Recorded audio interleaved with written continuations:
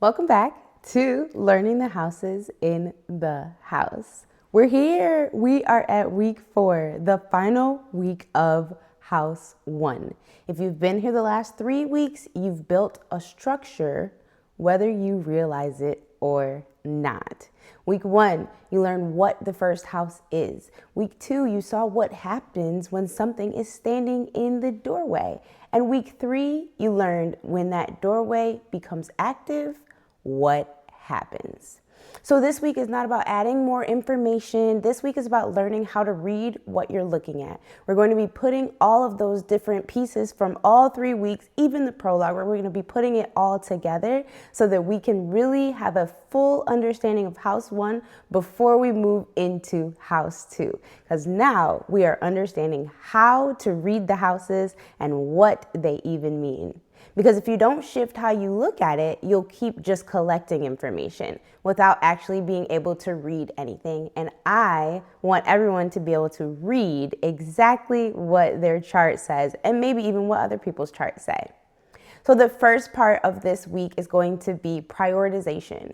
What actually carries weight in the first house? Because not everything in the chart is equal. We have talked about several different pieces, several different components of the house and what can happen and show up in the house. But let's talk about the prioritization of it. Because when you look at a chart, everything is not equal. Some things are louder, and we talked about that. Some things organize the entire experience. So in the first house, 3 things matter most. It's going to be your rising sign, the chart ruler, and any planets placed in the first, in that order.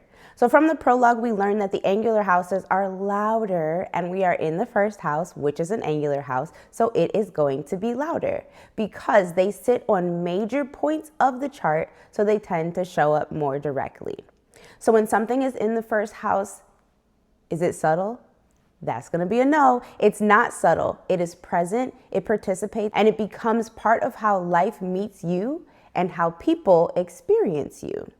We learned that. That's a little bit of an overview. So now that we know, okay, the first house is an angular house, it shows up louder. A planet in the first house is very noticeable because it is standing right at the front of the chart. That's where we begin. It is our beginning. It is the helm. That is important to know because we can't create the rest of the structure without having created the very first part, the front of the chart, and that is our first house. It becomes part of your visible presence. It is not hidden in some back room. It shows what is immediately experienced when you walk into a room, when you enter into someone's life. That's what's going to be visibly expressed. The rising sign now sets the tone. Remember, it tells us the style of the entrance. It gives us the flavor of how someone naturally shows up, begins, responds, and moves into life. And then the chart ruler is always important because it carries the energy of the first house somewhere else in the chart. So if the rising sign is in the doorway, the chart ruler shows where that doorway leads. It tells us where the life force identity and direction of the person are being expressed. So we're not reading everything the same way. We're looking at it component by component and then adding those up to say, what picture does this really paint? What picture does this really present? So you are deciding what leads, what supports, and what modifies. Again, we are prioritizing. So in the first house, we're going to be asking what sets the tone, what carries the direction, and what shows up immediately. Because that's how you move from just memorizing placements and saying, oh, this is in the first house, this planet is in the first house, and then my sun is in the 4th, and my Mercury is in the 8th. It's going to help us to move from memorizing the placements to actually reading the chart and knowing what every little placement and aspect means. Now we're going to shift into how you understand the identity of the chart, because most people collapse everything into one idea without understanding that there are multiple ideas. Once you do understand that there are multiple ideas, of course you're going to, like I just said, loop it all together, group it all together, put them in their little bags. But if you collapse everything into one idea without understanding the difference, then you probably will miss something or get a little lost because you think, okay, I am this. my sun sign, I am this. Or now that people have learned about their rising sign, they might say, oh, I am this. But your chart is not that simple. So the first house shows what you are. It describes your baseline presence, your point of entry, everything that we've gone over on the last 3 weeks, the way you exist before any type of adjustment. It shows how you enter life before you have time to even make any changes. At face value, who are you? This is your embodiment. But the chart ruler is showing where that expression goes. It takes what you are and carries it into a specific area of life. So that is why that is important. You have to have the first so that you find out what your chart ruler is. And once you find out what your chart ruler is, oh, now you can read your chart in a whole different way because it shows where your identity is being lived out, developed, and experienced over time. So the planets, we talked about the planets in the first house, showing how that is experienced, how it is experienced by others. They describe what other people feel immediately when they encounter you, what is visible without explanation to them, not what you intend to show, but what actually does come across. So instead of reading everything as one layer, we separate it. So now that we've broken these 3 parts down, you can understand how you can be one thing, you can express it somewhere specific, and it can be experienced in a particular way. So all of these 3 things matter, not just the one, because then you can have the same rising sign as someone, but if you have a different chart ruler, that means it's going to be expressed in a different place. And then if you have different planets in the first, that means they're going to be experienced in a particular or different way. That is why all 3 components matters. This separation is what allows you to read the chart with accuracy instead of just assumption, instead of just thinking that the rising sign tells you everything you need to know, instead of just thinking that your sun sign is the only thing you have to listen to every week. It allows you to see that there is more accuracy to be obtained. Now we'll move into how well the chart ruler actually functions, and this is an important point. This is called condition. Condition is the overall state of a planet in a chart. It describes how well that planet functions and how effectively it can express itself where it is in that particular chart. Because this is where the chart ruler stops just existing and it starts to function in a certain condition. Now, we only just barely touched on the chart rulers last week, and now we're just gonna kind of briefly touch on condition because, as I keep saying, this stuff gets deep. But with condition being how well the planet is able to do what it's meant to do based on where it is, we need to look into that because that condition is shaped by 2 things working together. It's going to be shaped by the planet itself and then the environment that it is placed in. So that means that you have to look at every single planet that's in your first house, really at every planet that's in each house, but right now we're focusing on the first. So you have to look at every single planet itself that is in the first house and then see what type of condition that planet actually has when it is in the sign that your first house is in. And that could be different for everyone, which means that condition is also like our 4th layer that matters a whole lot. Because just like in real life, you can have ability, but your environment affects how that ability shows up. So just because Mercury is about communication, just because Mars is about action, it depends on what house those planets are in. Even though they have those abilities, it depends on what house those planets are in, how they actually are going to show up in your life. So when you're reading the chart ruler, you're asking 3 things. Is the planet in a sign that supports it? Some planets express more naturally in certain signs. Others are going to require adjustment or effort or compensation or something like that, depending on their transits, depending on what else might need to come in to activate it more or what else might come in and dominates it. It really, really matters. So for example, Leo rising means confident. So you begin to say like Leo rising is setting the tone of visibility and presence, but the condition of the sun, because the sun is the ruler of Leo, the condition of the sun the planet, tells me how that confidence actually operates. Is that making sense? I really hope that makes sense. Just because Leo rising is all about confidence and visibility and presence doesn't necessarily mean that that shows up or is easy for the person, because the condition of the sun is really going to determine how that Leo rising fully shows up.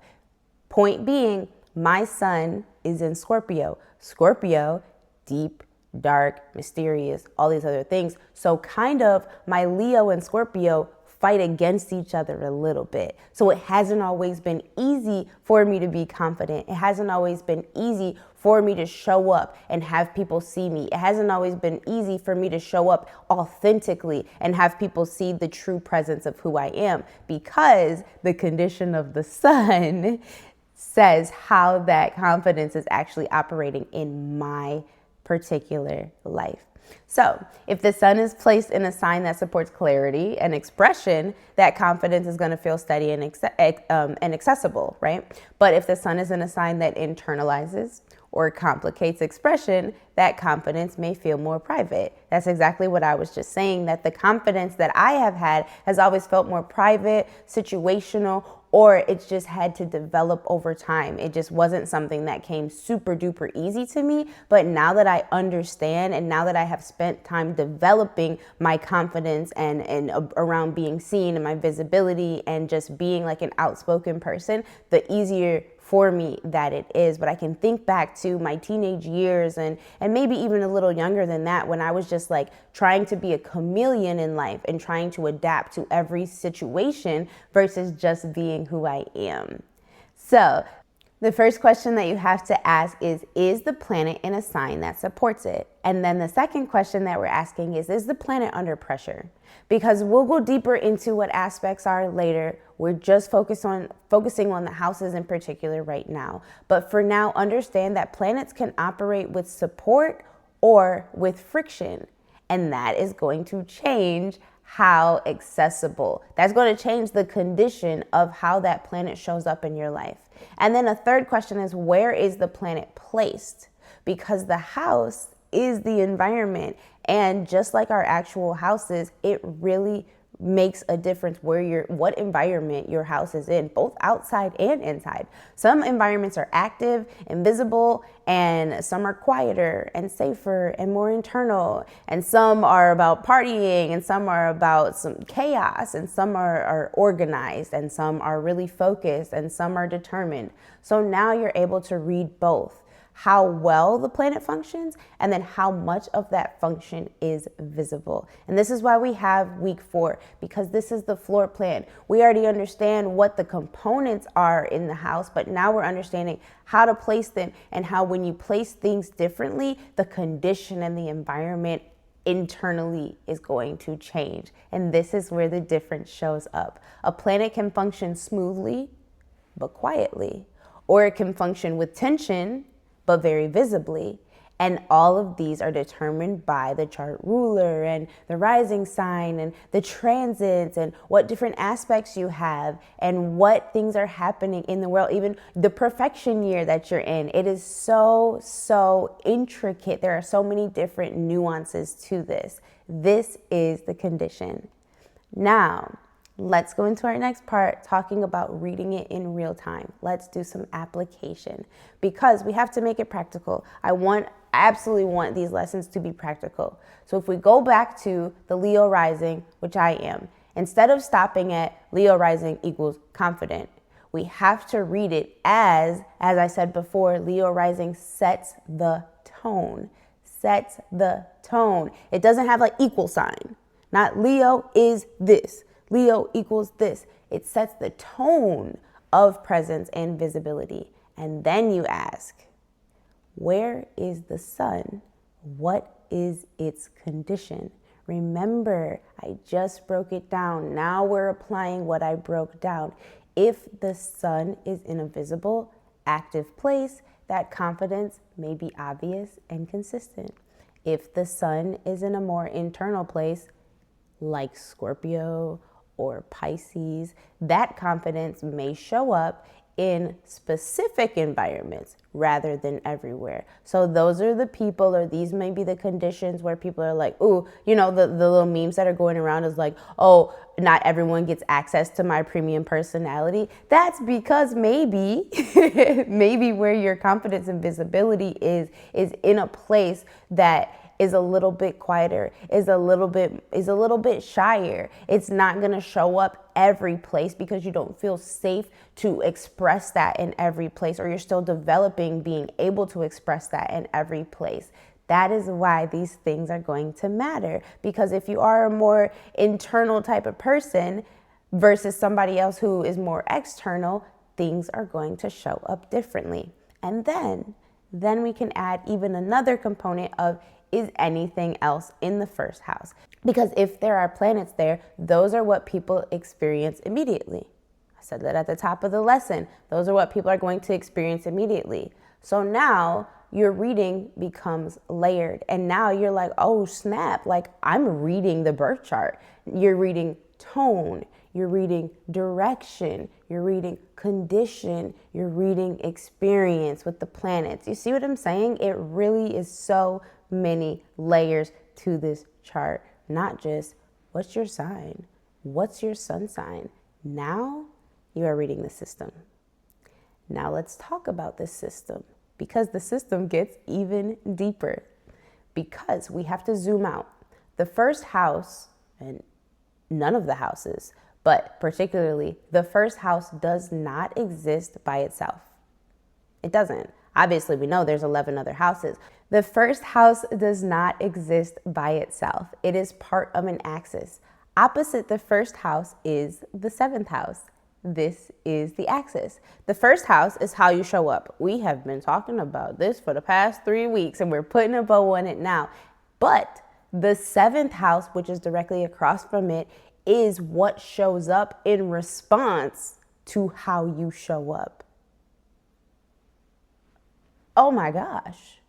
I can't wait till we get to the seventh house so we can bring this all back and be like, oh, wow, look at the connection here between the first and the seventh. So in this, I'm just trying to give a little teaser to say, like, I've given what I can give about the first house, but now we're connecting it systematically to make it so that it's not just its own individual slice of the pie. It is part of the whole pie.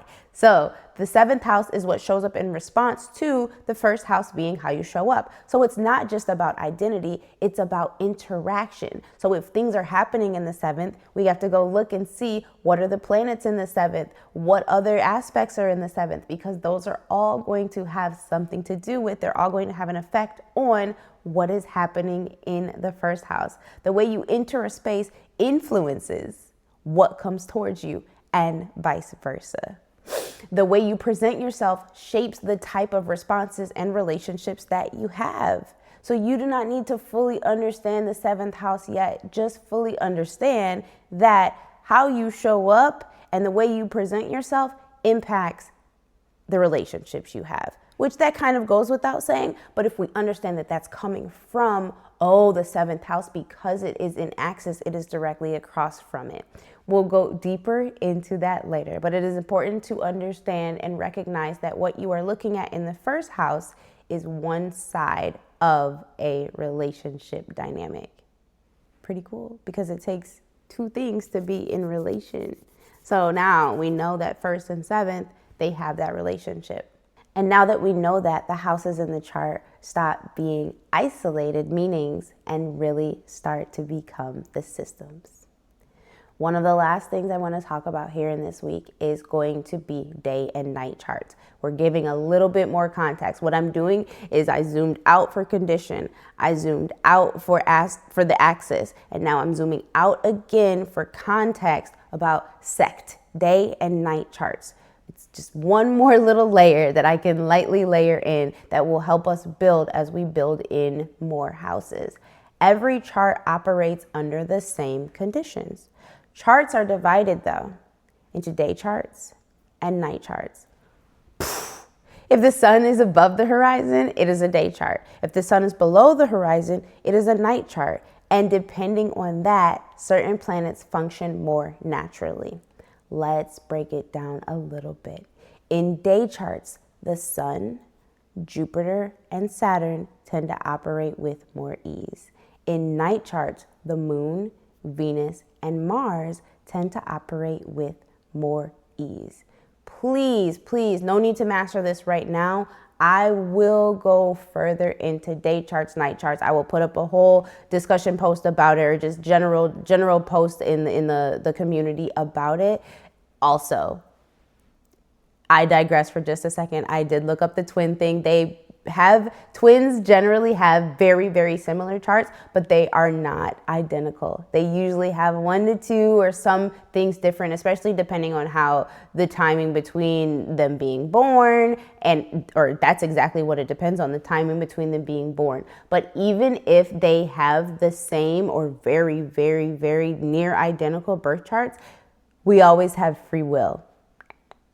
So that doesn't mean that their lives are going to be the exact same. And I still want to see some birth charts and then get to know some twins, just to see how similar is your chart and then how similar are your lives, or how different is your chart and how similar are your lives, or how different is your chart and how different are your lives. So looking into that. But no need to master this right now, but this serves to introduce the very important idea that not only do we have conditions, not only do we have the axis that impacts one another from one house to the next house, but we also know that the same planet does not behave the same in every chart, depending on whether it's a day chart or night chart. Context does matter. Now, putting a bow, closing, and going on to the next lesson. Now you're not just identifying what the first house means anymore. Congratulations, you are reading how it works. We did it. We made it all the way through one full house. And I feel very confident in what the first house is about, what the planets that are in my first house are doing, and what it means even if there is no planets in the first house. I'm understanding that there's a relationship between the first house and the seventh house. I'm understanding that even if you have the same rising sign, it depends on what your chart ruler is. It depends on what the condition of the planets are in that particular house and sign. It is really, really deep. You know how to find the tone, follow the energy, evaluate the condition, and recognize what shows up immediately. The first house shows up so consistently in lived experience. So consistency. It can tell you, how does this person start? How do they move into new spaces? How do they take the first step? So now, without even having dived into any of the other 11 houses, you probably will be able to read charts and read people a whole lot better if you just ask those few questions. Like when you meet a new person, or even with the people that you know, how does this person move into a new space? How does this person take a first step versus how I take a first step, or how I might want or expect them to take that first step? And then why? This pattern is going to tend to repeat across all situations, because that's just how the first house is. It is the driver's seat of our life. So when we move into the next house, we're not starting over. We don't have to start over and do all of the base information that we did in this house. We're just going to use the same exact structure that we used for house 1 and move into house 2. House 2 starts next week, and I am so excited. I can't wait, because this is the one that a lot of people probably are interested in, and a lot of people have astrologers tap into, or even tarot readers, or people want to know about this house, because this one is about money, resources, and value. So now we get to see, we know how you show up, but now let's see how you handle your finances, or how finances are showing up in your life and why. We'll use the same process, but now we're in a different room. Now you have the floor plan to read it all. And now we'll go in next week to week 1 of house 2. We're going to be building a foundation, because we cannot build any house without a foundation. I can't wait to get into it with you guys. And I thank you for rocking with me through house 1. And I hope that you learned a tremendous amount. Make sure to hop into the community so we can get those cheat sheets, get the discussion going, and just tell me what you learned. What was your favorite part of house 1 and what was your takeaway? Always remember, be intentional, be faithful, and be humble to the extent that your chart will allow it all. Anyway, love y'all.